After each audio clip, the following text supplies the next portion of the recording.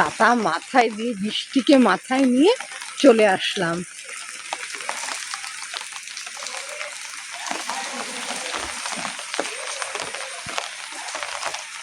কোথায় আসলাম এটা দেখলে সবাই বুঝতে পেরে যায়।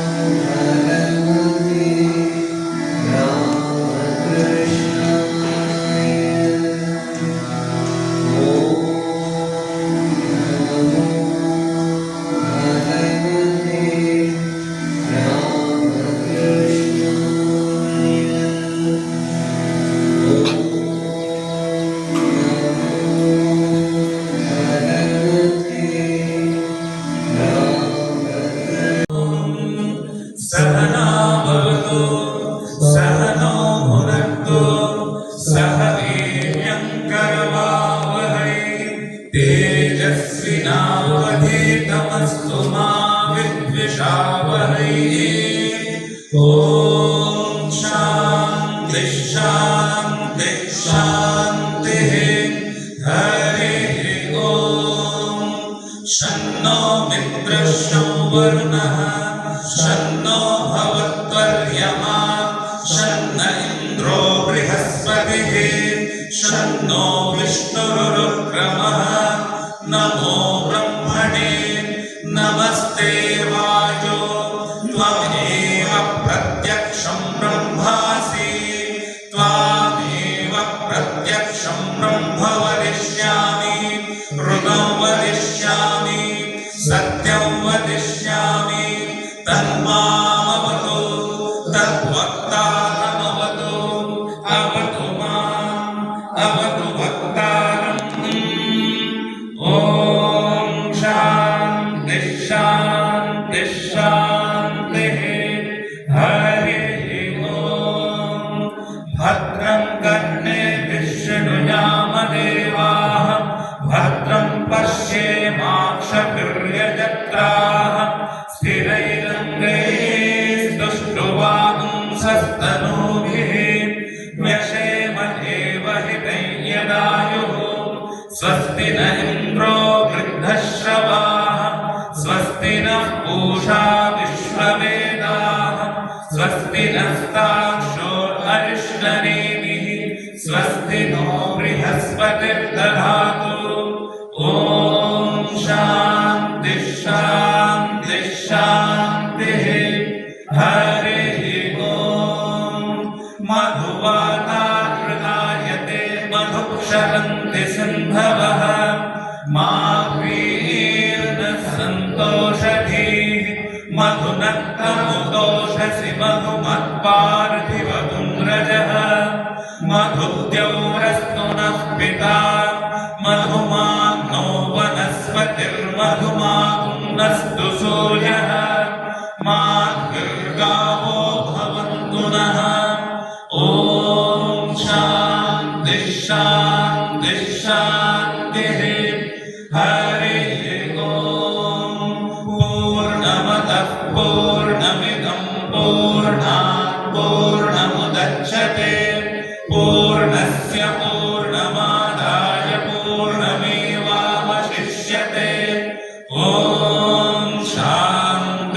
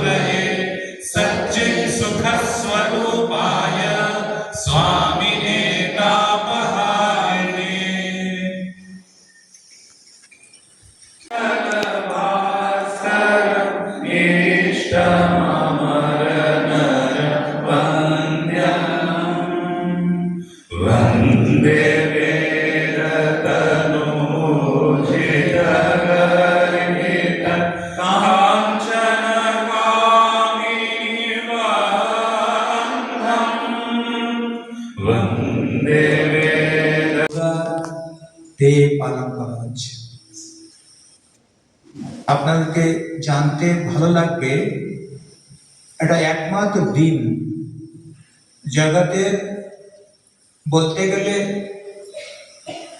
সব রাষ্ট্রগুলি কিন্তু পালন করছে। আমরা অনেক উৎসবগুলি দেখি, ধার্মিক উৎসবগুলি দেখি, রাজকীয় উৎসব দেখি, সাংস্কৃতিক উৎসবগুলি দেখি, হয়তো কিছু দেশ ধরে পালন করে। কিন্তু এটা এরকম একটা উৎসব মানুষকে প্রকৃত মানুষ করার জন্য এই যোগা আমাদের ঋষিরা মানুষের সামনে রেখেছেন। বিশেষ করে আমরা দেখি অনেক ঋষিদের কন্ট্রিবিউশন থাকলেও পতঞ্জলি আমাদেরকে বিশেষভাবে আমাদের সামনে রেখেছেন। আধুনিক জগতে প্রথম ভারতের বাইরে স্বামী বিবেকানন্দ এটাকে প্রচার করেন।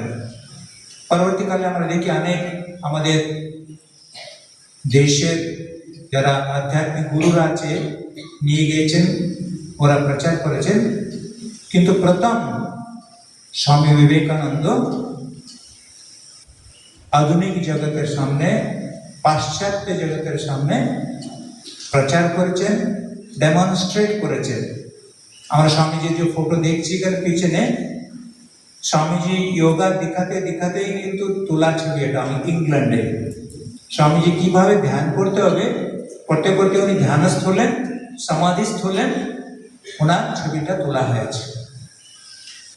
বেস্ট টপেস্ট প্র্যাকটিক্যাল ডেমনস্ট্রেশন, শুধু উনি বলিনি, উনি করে দেখিয়ে দিয়েছি। ওনারই রাস্তা যে দেখিয়ে দিয়েছেন, ও রাস্তাতে আধুনিক গুরুরা অভ্যাস করতে করতে সারা জগতে প্রচার করেছেন। আজকে যদি আমরা দেখি এটা প্রচার কিরকম, আমরা কোনো একটা এয়ারপোর্টে যখন যায় দেখবেন লেখা থাকে বড় বড় এয়ারপোর্টগুলিতে ধ্যান ঘর। হয়তো ওখানে শুধু ধ্যান নেই, সব ধর্মের লোক প্রার্থনা করতে পারে, নামাজ পড়তে পারে, ওটা মেডিটেশন রুমের সঙ্গে ওটা লাগু থাকে। কিন্তু এই কনসেপ্টটা স্বামীজি কিন্তু ইন্ট্রোডিউস করেছেন, স্বামী বিবেকানন্দ। তো আমরা সবাই স্বামীজিকে ঋণী যে উনি সারা জগতে এটাকে প্রচার করেছেন, আমাদের সামনে মানুষের সামনে রেখেছেন। সারা বিশ্বে আজকে যত লোক একত্রিত হয়ে কাজ করেন, একত্রিত হয়ে একটা অনুষ্ঠান করেন, কোনো অনুষ্ঠান আজকে নেই। এটা হলো সর্বশ্রেষ্ঠ অনুষ্ঠান। সব দেশের মানুষ জাতি, ধর্ম, ভাষা, রাজকীয় তফাৎগুলি ভুলে গিয়ে এটা অনুষ্ঠান করে। তো অনেক লোক যোগা সম্বন্ধে জানে, ম্যাক্সিমাম লোক যারা বিবেকানন্দকে ভালো করে অধ্যয়ন করেনি, শরীরটা ভালো রাখার জন্যই কিন্তু যোগা করে। ডেফিনেটলি খুব ভালো। আপনারা দেখবেন আমরা যারা ঋষি মুনিরা ছিল, যোগা অভ্যাস করতেন, ওরা কিন্তু 100 বছর 150 বছরও বেঁচেছেন, কিন্তু ওদের কোনো আয়ু বুঝাই যায় না। কিন্তু স্বামীজি কিন্তু শরীরটা ভালো রাখার সঙ্গে সঙ্গে উনি আধ্যাত্মিক উন্নতির জন্য এটাকে ব্যবহার করার কথা উনি বলেছেন। ঠাকুরের জীবনেও দেখবেন, মা শারদা দেবীর জীবনেও দেখবেন একই কথা কিন্তু বারবার আসে।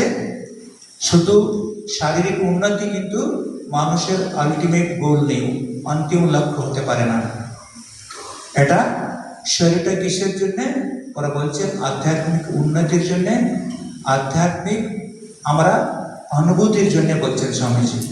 ঠাকুর তো বলছেন একটা মানুষ অনেকদিন বেঁচে থাকতে পারে, কিন্তু উনি জাস্ট বেঁচে থাকাটা নেই, আমাদের স্বরূপটা, আত্মস্বরূপটাকে উপলব্ধির জন্যে কিন্তু শরীরটা। তো শরীরটা সুস্থ রাখবো আমরা আমাদের আধ্যাত্মিক জীবনে সফলভাবে চলার জন্য। তো প্রত্যেক দিন আপনারা ভালো একটা ট্রেনার কাছে কিছু আসনগুলি যদি শিখেন, দেখবেন এটা শুধু আপনাদেরকে বলা হচ্ছে না, আমরা নিজেরাও কিন্তু করা দরকার আছে। তো এখানে দেখি আমরা অনেক রোগ থেকে আমরা মুক্ত হয়ে থাকি। আমার অনেক যারা যোগা করে দেখবেন, ওরা কিন্তু মেডিসিন কিন্তু অনেক কম মেডিসিন খায়। আমি যখন স্টুডেন্ট ছিলাম, আমি মুম্বাই আসি, ওখানে সান্তাক্রুজে একটা যোগা সেন্টার আছে, গুজরাটি লোকের একটা যোগা সেন্টার, অনেক পুরানা, 127 ইয়ার্স হয়েছিল ভদ্রলোকের, 127 বছর হয়েছে, কিন্তু উনি ফিট ছিলেন। ওদের পরিবারের লোকই কিন্তু চালায়, অনেক লোক ওখানে গিয়ে যোগা করে।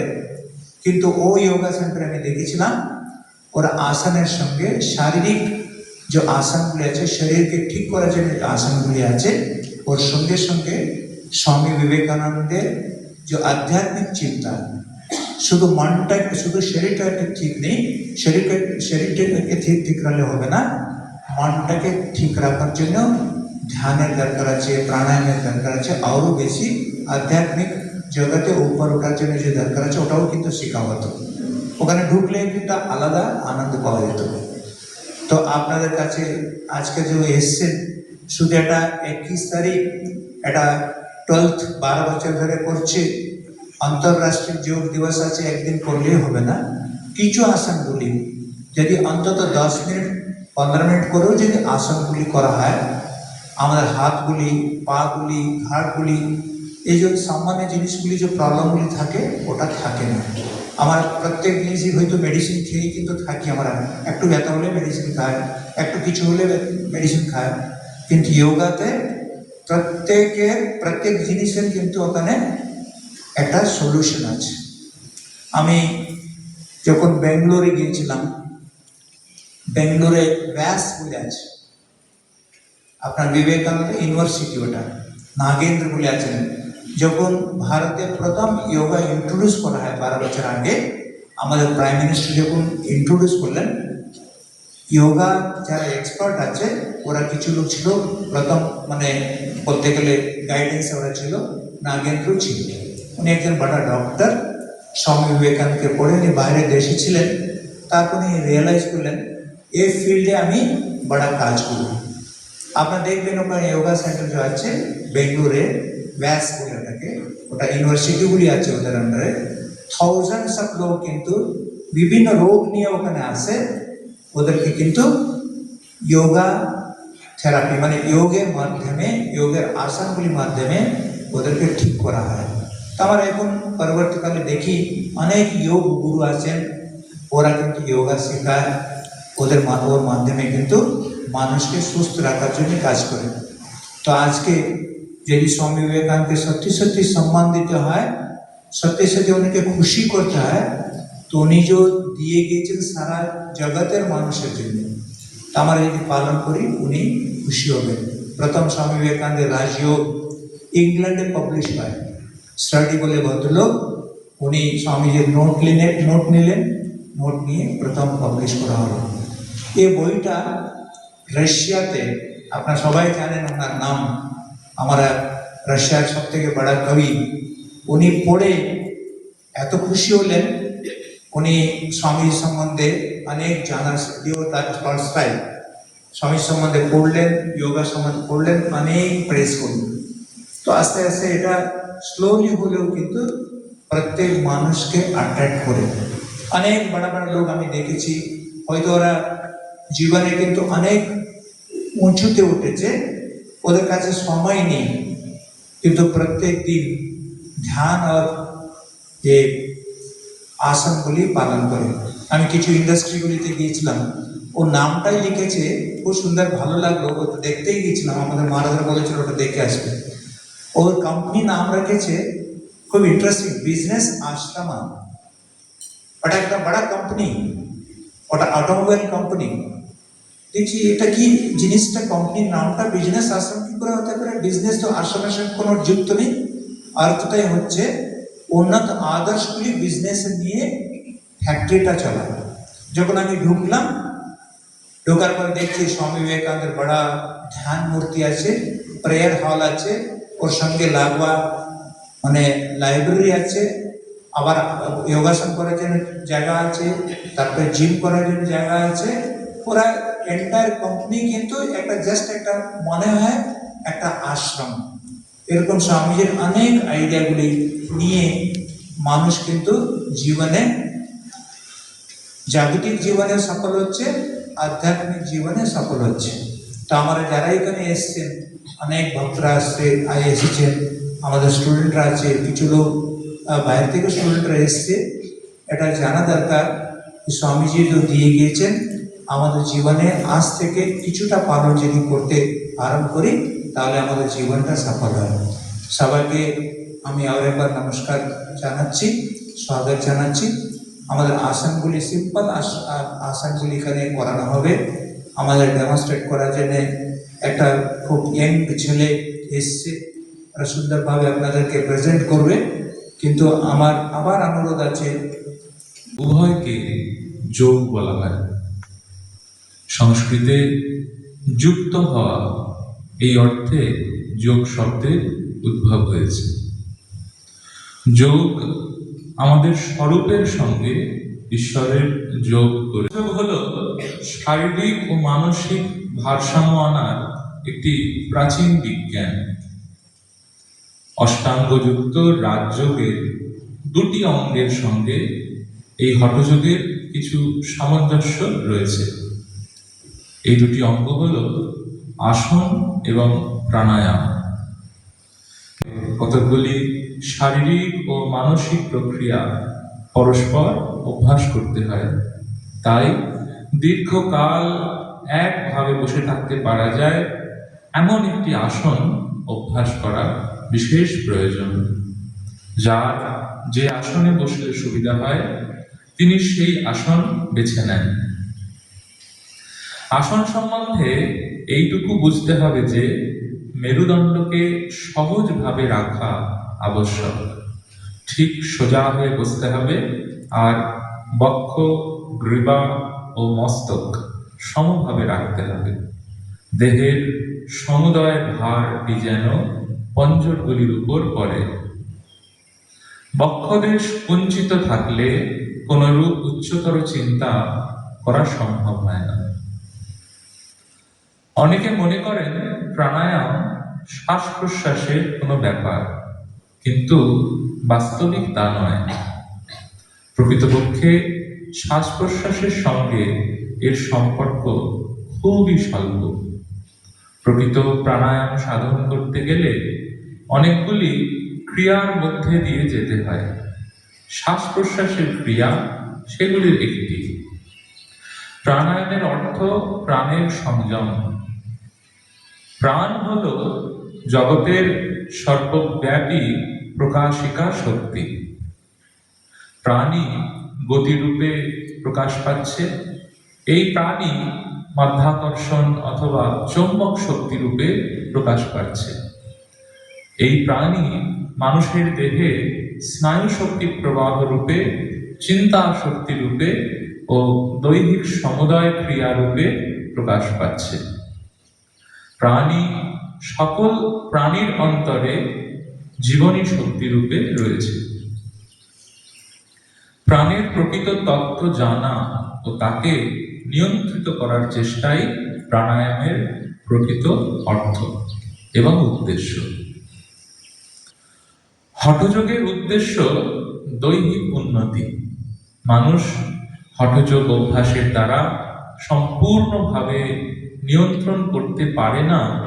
শরীরের এমন কোনো পেশি নেই, হৃদযন্ত্র পর্যন্ত তার আদেশে চালিত অথবা রুদ্ধ হতে পারে। মানুষকে দীর্ঘজীবী করাই হঠযোগের উদ্দেশ্য। আমার যেন পীড়া না হয়, এই হঠযোগীর দৃঢ় সংকল্প। তার পীড়া ভয়ও না, তিনি দীর্ঘজীবী হন। শতবর্ষ জীবিত থাকা তার পক্ষে কিছুই নয়। 150 বছর বয়সে তিনি পূর্ণ যুবা সতেজ থাকেন, তার একটি কেশও শুভ্র হয় না। এই জগতে অসুর প্রকৃতির অনেক মানুষ আছে, কিন্তু দেবতা যে একবারে নেই তা বলা যায় না। যদি কেউ বলে এসো তোমাকে এমন বিদ্যা শেখাবো যাতে ইন্দ্রিয় সুখ অনন্ত গুণে বেড়ে যাবে, তাহলে অগণিত লোক তার কাছে ছুটে যাবে। কিন্তু যদি কেউ বলে এসো তোমাদের জীবনের চরম লক্ষ্য পরমাত্মার বিষয় শেখাবো, তবে তেমন শ্রোতা জুটবে না। তথাপি শরীর সুস্থ ও বলিষ্ঠ রাখা আমাদের কর্তব্য, কারণ এই শরীরের সাহায্যেই আমরা জ্ঞান লাভ করতে পারি। শরীরই আমাদের শ্রেষ্ঠ যন্ত্র। বেশ কিছু বিজ্ঞানীও দাবি করেন যে যোগ সুস্থ জীবনযাপনের জন্য একটি অত্যন্ত উন্নত এবং বৈজ্ঞানিক অনুশাসন। বিশ্ব স্বাস্থ্য সংস্থা এর মতে যোগব্যায়াম শারীরিক নিষ্ক্রিয়তা দূর করার একটি অত্যন্ত কার্যকরী উপায়।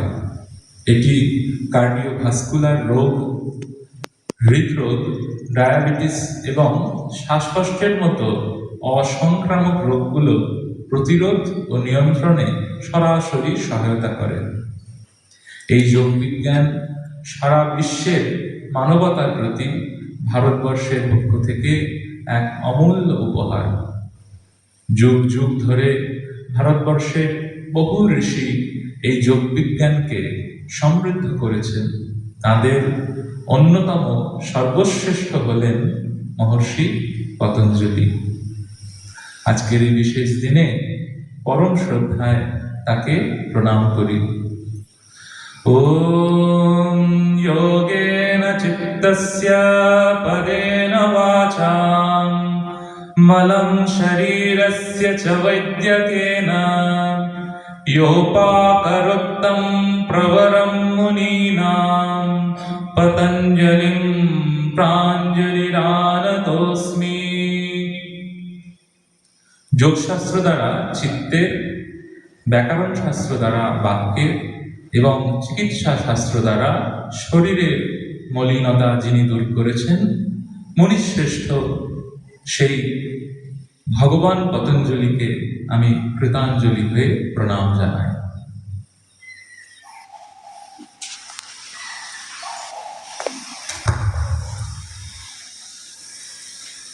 দেখুন,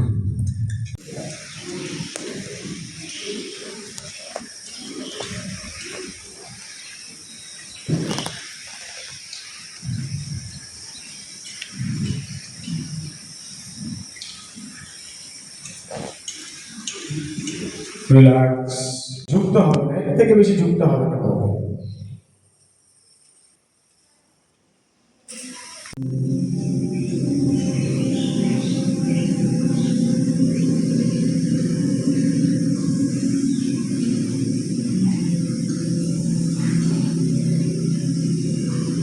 আবার start.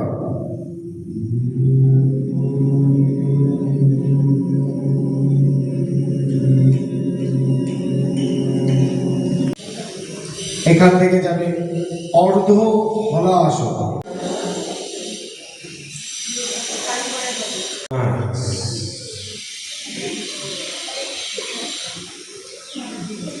Relax, very nice, hold, relax। जय स्वामी जी महाराज जी की जय, स्वामी जी महाराज जी की जय, जलपेश्वर महादेव की। গাছটাও দেওয়া হচ্ছে, আর একটা আমাদের ছোট ভাই, ওনাকেও বই দেওয়া হচ্ছে।